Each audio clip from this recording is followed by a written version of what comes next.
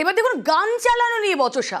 কালী পুজোর মণ্ডপে গান চালানো নিয়ে বচসা, তা থেকে মারধর, ছুরি দিয়ে এলো বাতারিকো। বাড়ির সামনেই যুবককে কুপিয়ে খুন, গ্রেপ্তার প্রতিবেশী দম্পতি।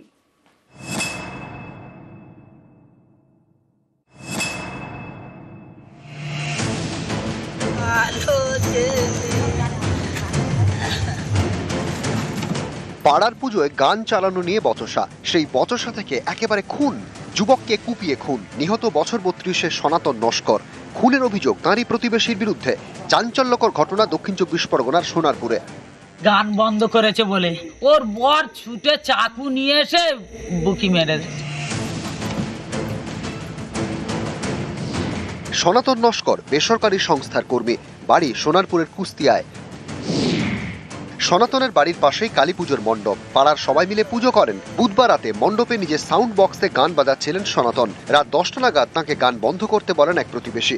গান বন্ধ করে সাউন্ড বক্স নিয়ে বাড়ি চলে যান সনাতন।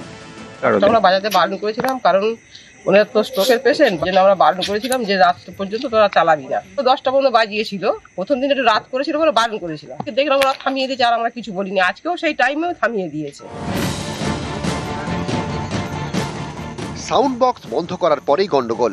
সনাতনের বাড়িতে চড়াও হন তার আরেক প্রতিবেশী পিন্টু সাহা এবং তার বউ, শালা এবং শালার বউ।